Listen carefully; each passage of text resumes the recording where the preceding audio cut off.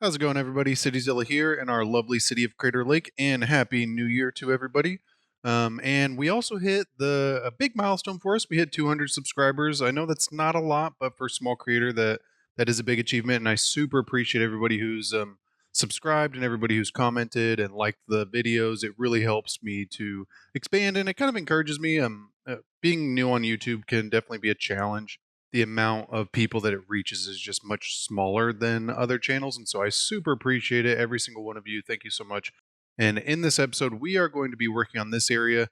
Once we hit 16,000, then we're able to unlock another square. And so we are going to start planning out our first downtown, which is going to be this main one. And when we first started the city, we had talked about the idea of doing some canals. And I think that that's a really cool idea, and it would allow us to do the ferry since we did end up damming off this one. And so I think we're going to end up trying to incorporate that as well. And so a couple considerations for this side. We know this is our one of our largest oil deposits in the game, and so we are going to reserve this area for oil. And then I think this is just a really great area for forestry. And so I was kind of playing around with it, trying to see what we could do. And I think we're going to first off remove that little patch of trees right there. It's pretty common for people to go in and clear out trees whenever you are planning to expand in certain areas, especially new construction. So I do want to follow the same kind of pattern that we have, because that's one of the ways that you can really keep your city functional in City Skylines is to continue on with your pattern. I know, like when I first started City Skylines, I would just kind of jump around and do what I thought was cool at the moment, and nothing's wrong with that. It just creates a city that's more haphazard, which can definitely be an issue down the road. It can generate a ton of traffic and stuff like that. And so we're going to leave that like that for right now. So we have some pretty good access on this side. And then we are going to be expanding the freeway. We're going to be tearing this down and turning it into a four-way junction. And then I think for this section, we'll probably turn it into an above ground. Because for over here, we're going to turn it into an underground freeway system, but over here above ground. And so we want to be mindful of maybe a path. Since there's no freeway access over here, it would be smart if maybe we went back here, and I think that's actually a mountain. So we would either want to be on this side, which it doesn't look like it's too great with this steep of a grade. Then putting a highway over here would definitely be a challenge. And then accessibility. There's really not a whole lot over here that would need the accessibility, except for maybe like a small fishing village or something that we could do right there. I think the beachfront is definitely something that we want to provide access to. But I think if we just come back here, so we'll bring the freeway up, probably wrap it to the left a little bit so that we can get an off ramp right here, but then probably turn it back and have it come up this way. Because then we can just turn it around here, maybe cut across right here, and then connect up to the freeway again over here. And then that way we can provide some pretty good access over here without destroying too much of our natural beauty. And then with that in mind, we can also kind of go about planning out this area. And so I did want to create another one of those avenues. I really like them. I think they are extremely functional, and because our city already has quite a few of them, I think it'd just be really cool to kind of follow that same design.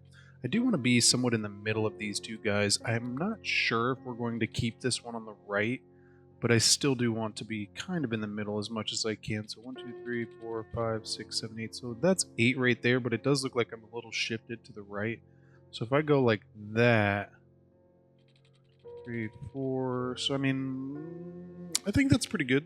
So then we'll go over to the fourth node. 1, 2, 3, 4, and we will go like that.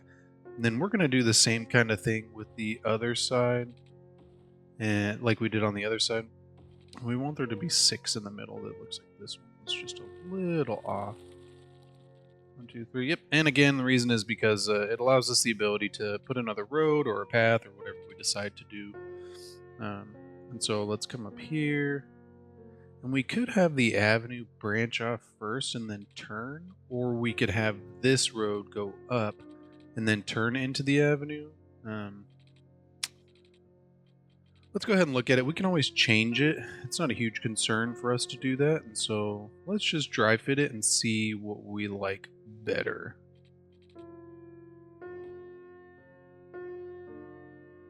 I think that looks okay, because then it actually provides us a little bit of room down here to just do maybe some shopping or something. So I think that's good. We can actually go about deleting these guys now. I do want to keep those ones just so we can hook it up real quick.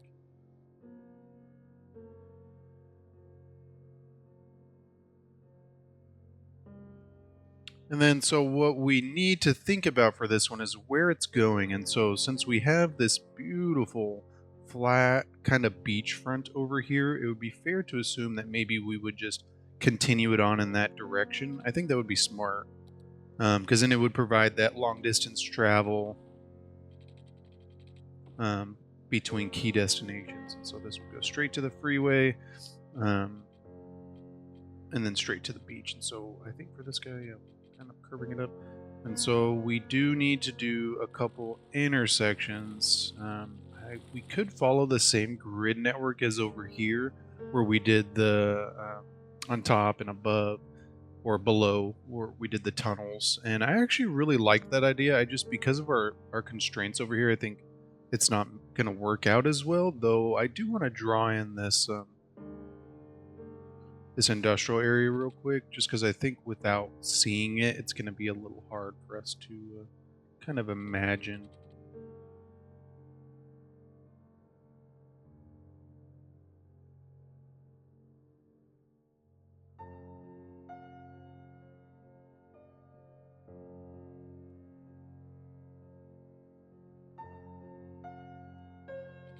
And there we go. This is a rather large industrial area, and so I think what we'll do is probably space it out. Instead of having it as concentrated as right here, it'll just be kind of bigger, and maybe we'll even do like some highland homes over here, kind of like a little Riviera off the river. So maybe we'll just focus on an industrial area in this sector. Though I don't know if that's going to be large enough either, and I don't really like the idea of creating a 4-lane interchange right there. Though we could put a roundabout, it's just that curve is already so close. Maybe we will branch it off of this guy. Yeah, you know what? I think this could be okay, having the 2 3-lanes. Even though they are super close because they're not 4-way junctions, it shouldn't be as bad. Though we may need to come back and just reconfigure that. And so I'm going to jump into the industrial roads, and I normally have a couple kind of molds that I do with industrial. The main reason is because they can generate so much traffic.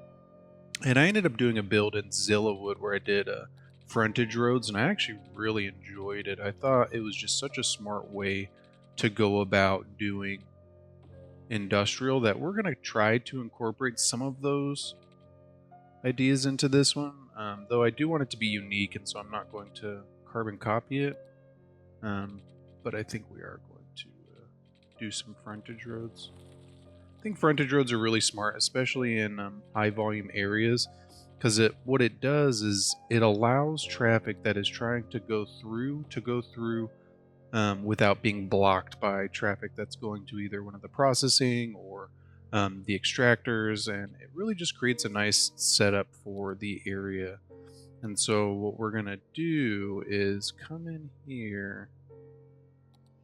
So we need kind of like a general grid layout, but we want it to still be functional. We don't want to box ourselves in.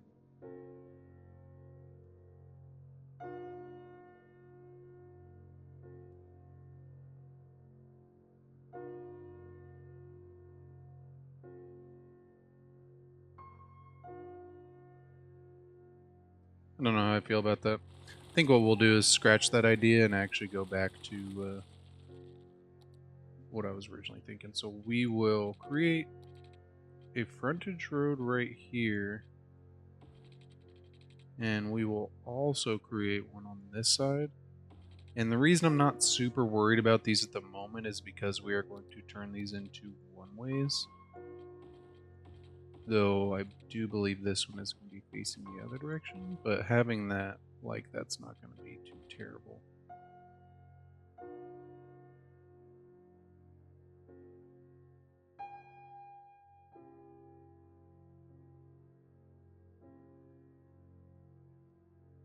I think because we created so much space in here, it actually allows us the opportunity to be a little more creative with this.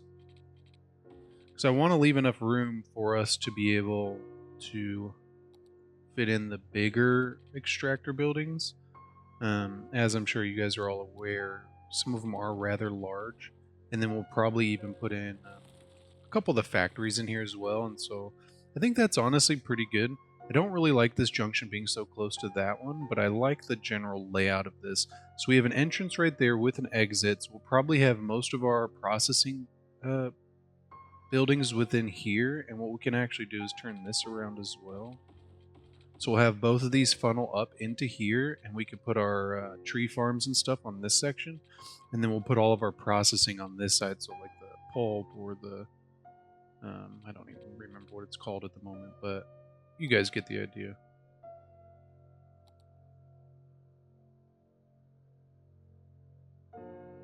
I actually think this is going to be a pretty good layout. I like that we left a lot of space. A lot of times with forestry, you end up kind of boxing yourself in, and so I think by providing that access down the middle, I think we may end up shifting this over, but I think by not having any of the actual buildings on the main road, it's really going to help us out in the long run. And you know what? We're going to go ahead and leave that like that until we can get more population. And that reminds me, we should have it unpaused. Because right now we're already experiencing quite a bit of an issue with this area and not having enough employees. And so we 904 out of 1510, and that's why our industrial demand has just collapsed and pretty much never recovered. And so I think we'll leave that for like that right now. And then I do want to create a roundabout in here. Nice. So we finally hit the milestone. Big city, 16,000. We got that square. We got the liberal arts college, which we are now getting to a point where we should probably think about building a college here soon. Oh, we got the crematorium, which is great. We got some other various medical. We got the Metro Plaza station, which is great. We got the large water tower, which is fantastic. I do want to just quickly put down a couple of those crematoriums because these are just fantastic.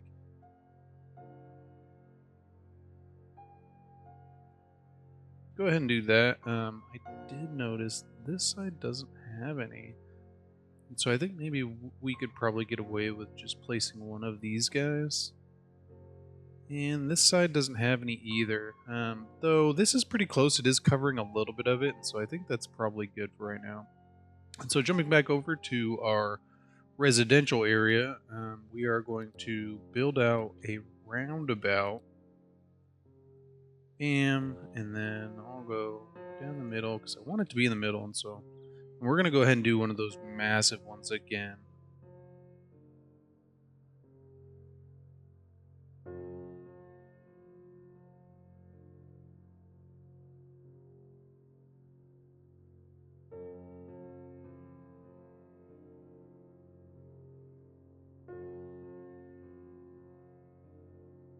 And you know what? I think that came out pretty good. The bends on these are a little bit sharper in some areas, but I think it is good. We just need to turn these guys around. That would be pretty important. And there we go. And then I do want to create a road over here just to provide some accessibility. And so we'll probably come in the middle here, and then we'll probably go up that and just have it curve in. And the reason for this is just to allow a route for residents and stuff from over here to be able to get to work whenever we do eventually start building out the forestry area, which is probably going to be on the next episode because we're already at 16,000, and so we'll end up building out that downtown, which is really going to boost our residential, our population, which is going to allow us some room to be able to start building out something like that. And so we are going to follow that same neighborhood model. I do want to kind of go back. Instead of following these kind of square small grid patterns, I want to utilize the same kind of neighborhood network that I used in Zillawood. And the reason is because it's something that you see a lot in the west coast of the United States, where you have neighborhoods with limited accessibility that are a little more uniquely designed. And so instead of them being perfect circles or squares, they're more haphazard about their design. and it's mainly just to fill up space while also limiting access. And so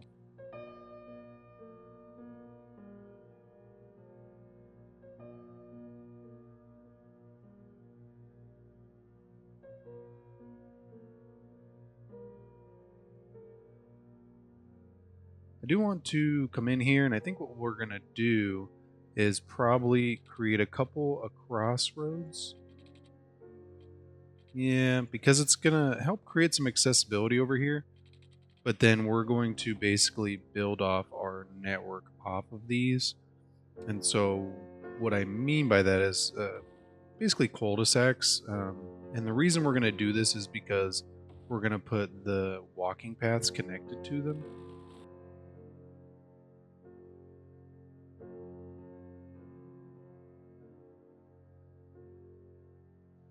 You know what? I think that's good. And then we are going to connect this up with paths. And we are basically going to make it easier for these people. And I know I've talked about it a ton in my series, but you just make it easier to walk, then more people will walk. And that's literally it. It's only when you have like closed cul-de-sacs where there is no walking path that you get into an issue where it's almost not worth it because you have to actually travel farther. And there's actually research that shows that it promotes people to drive more.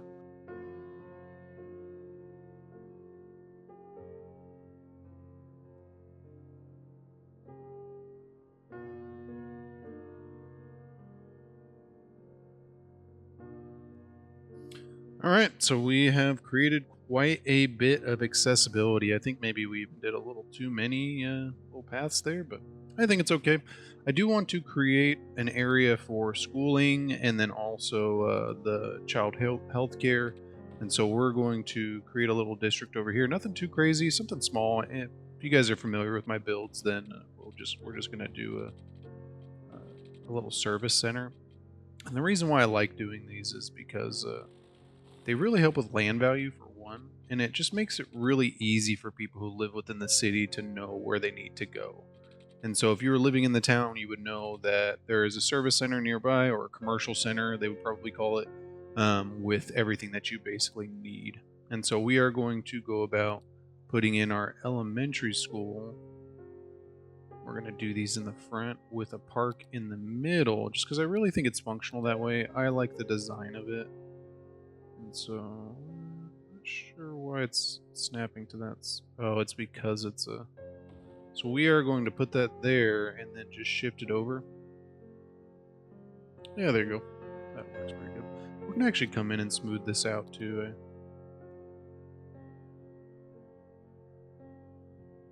Yeah, there we go. Just makes it a little smoother. Is it incredibly realistic? No, it's not. It's actually quite unrealistic, but it's great for the game, helps us out, makes the land look a little better. So we're going to go like that. So we have our elementary school, and then we have our high school, and we have a park in the middle, which is great. And so I think this is fantastic. And what we could do is go about placing in, the sports hall and gymnasium. This would be a great asset. We'll put this right next to the high school. And we'll go ahead and put the community pool right next to that. I think these work well with each other, and then we could actually do some paths in the middle, which would just make it into a really nice area. And I would imagine as well that the schools would actually utilize these facilities as well. And so these would just be really nice amenities. And then I do want to put in the child health care as well as the elder care. I'm going to space them out a little bit. And then let's put the sauna next to the elder care because that would be just a really nice feature for elderly. And then just because we can, we're going to put the yoga garden in here as well to promote overall well-being. And then I think out front of this, probably off this road, we will do our main services. And we are actually at a point now where we could start utilizing hospitals. Just because of the coverage, I think it would be more beneficial for us. And so I think we're going to go about doing that. You know what? They could actually come... I think this would actually be really good. So if we... How far back does that reach? Actually doesn't go that far. I don't want to encroach on the... Maybe we'll just switch over to this guy. I was hoping we would get those other ones, but I really don't want to encroach on that. On the forestry area.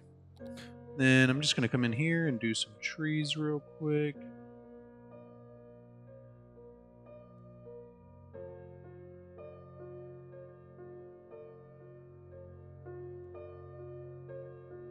You know what? I think that looks pretty good. And then I think for around this guy, we'll actually turn it into a neighborhood and do... Let's go ahead and zone this in so that we can get it building. So we are just going to zone in the entire inside. And then I want to do a little bit of a setback with some decorations just because I think it looks really cool. You do end up losing out on the zoning, but it is something that you see in cities sometimes. Cities mostly that have a lot of space, they'll do larger setbacks that probably can help with safety as well, or the noise pollution, but a lot of cities wouldn't use it either just because it is kind of a waste of space. Like this whole intersection right here. I think we will end up putting these as commercial just because it is off of our little avenue. But I believe we are... Yeah, we'll call that done. And then we'll come in here and I want to do palm trees all the way around. And I actually think I got a new wall. I think this would just be really cool. So I got a stone wall. Let's see how this looks. Yeah, that's pretty small. It's much smaller than I was hoping it would be. So you know what? I think that actually looks pretty good.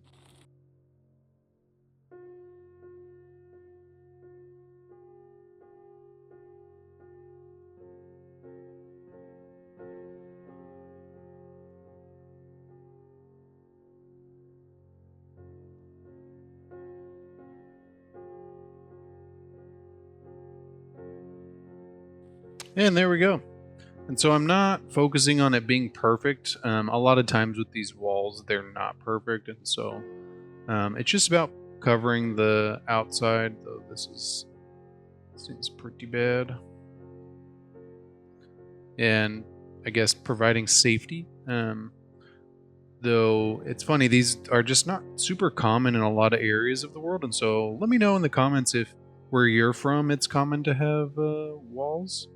I'd be interested to see how many people say yes or no. Because I know in our travels we were in quite a few areas where it was not common, and it was definitely took us some getting used to. Like we come from an area where walls are everywhere. Every house has a wall around it. Every neighborhood has a wall. Kind of wish these would have done a little better. I wonder if I could have utilized the network multi-tool with this. I think these run as props though, so I don't think so.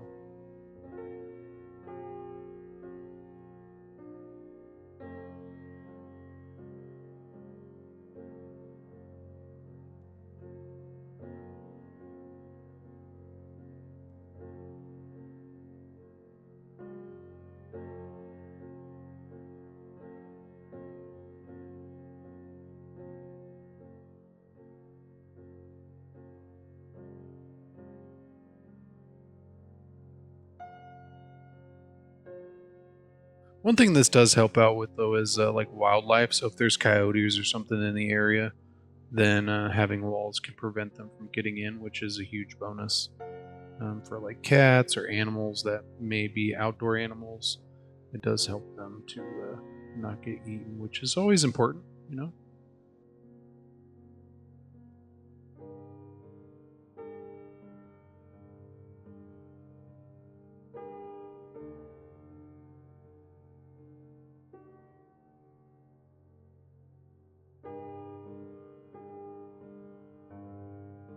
Well, we're just, I think, going to have to live with that huge hole, and we'll say that maybe the builders were doing a challenge to see if they could get the wall to float. But we got most of it, and I think it looks good. Again, these aren't normally perfect, and so I'm not going to focus on them being perfect lines. They normally just build them around, and sometimes they are more perfect than other times, but most times the homes will actually have different size lots. because the walls will be of different size.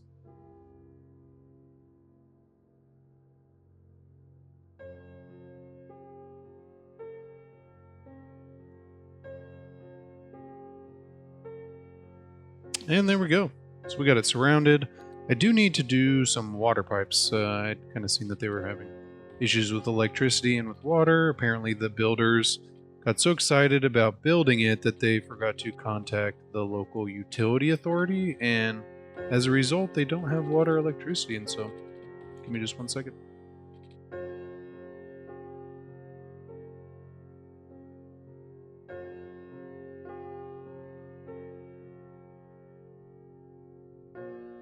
And there we go. And once this expands, we're not really going to need it. So I did want to go in and do some foliage around this as well, just because I think it's going to complete the look around this guy.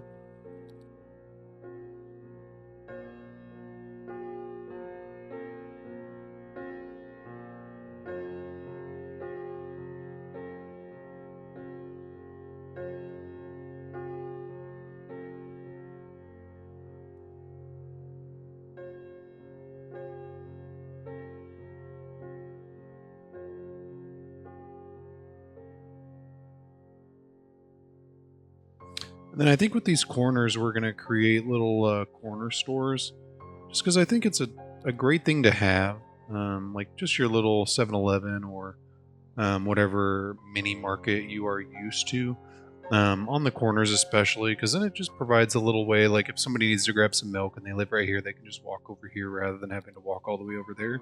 And that's just another trick that you can utilize to get people to walk a little more. I'm going to cover this with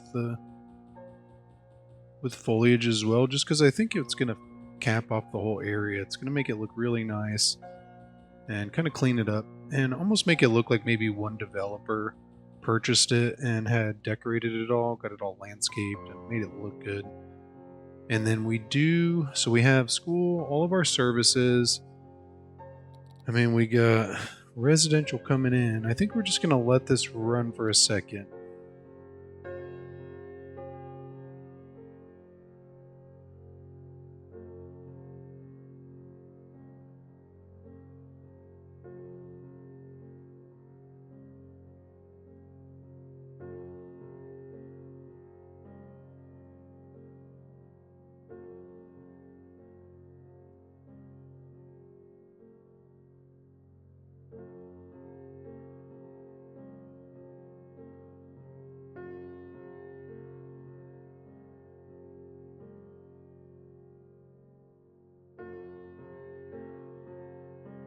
All right, so we let it run for a little bit, and it actually looks pretty good. I like how we did the wall with the palm trees. I think it all came together really nicely. And while I was loading, I was thinking that it'd be really cool for us to put our first campus over here, because we're going to end up making our downtown right here. I think it would be really nice for us to do a big campus with maybe a tech district and everything right next to it.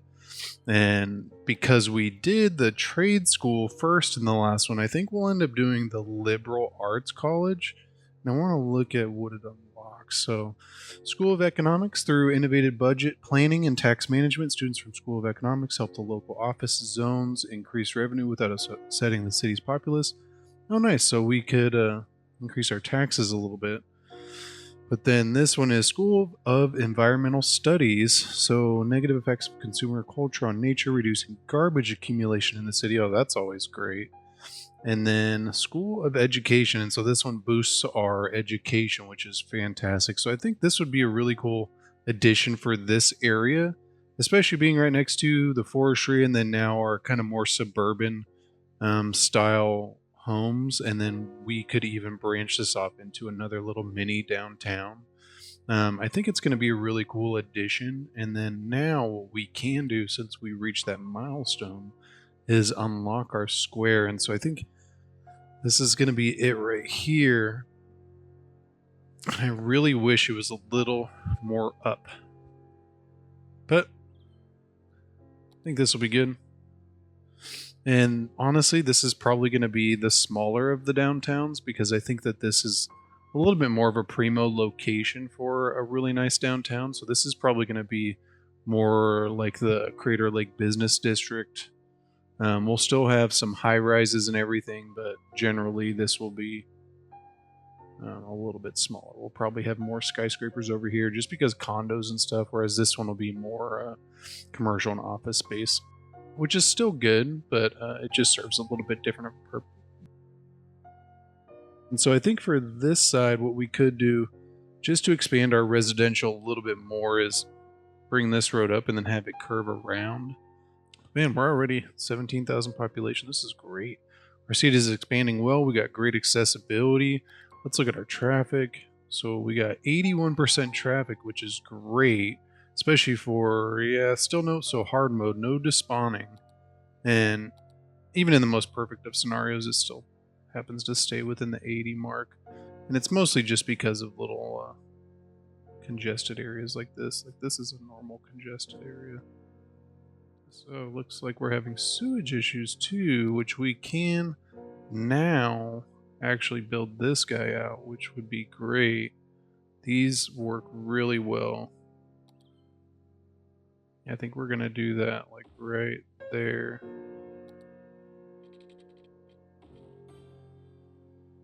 Just because they get rid of the ground pollution.